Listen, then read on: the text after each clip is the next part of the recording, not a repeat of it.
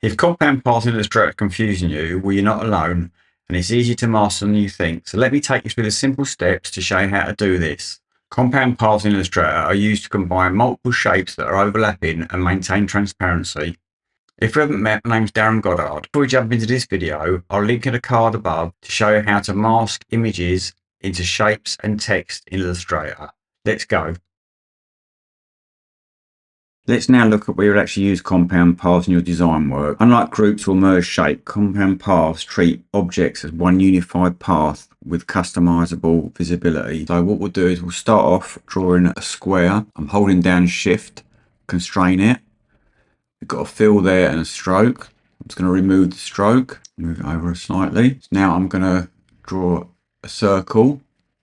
Once again, I'm going to hold down Shift and this will constrain it. I'm going to change the colour of this. I'm over to my swatches panel. I'm going to use green. See, I've clicked it and we had the stroke active. That's why it's gone on the stroke. So I need to make that none and then flip that over. If you hit the X key on the keyboard, it's a shortcut and it will flip between the two. So now I can make it green.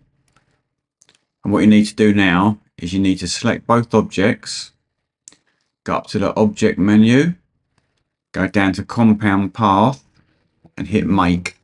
And what you can see now is actually punched a hole through the overlapping shapes, enabling you to place this graphic into another application like InDesign, and what is underneath would show through. This also works with text. So what we'll do again, we'll draw a shape, we'll draw an ellipse. I'll keep it as an ellipse this time, so I'm not holding Shift. Move it over slightly, select the text tool, put some copy in. It's going to make it larger. This is using Command Shift on a Mac and the greater than key, and on a PC it'll be Shift Alt and the greater than key. So I'm going to make it a little bit larger.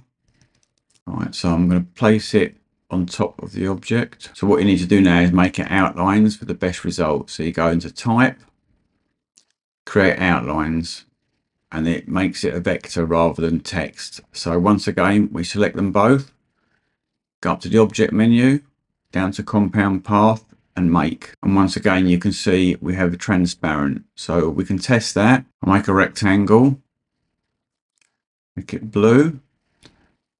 Then I'll do a right click on the mouse.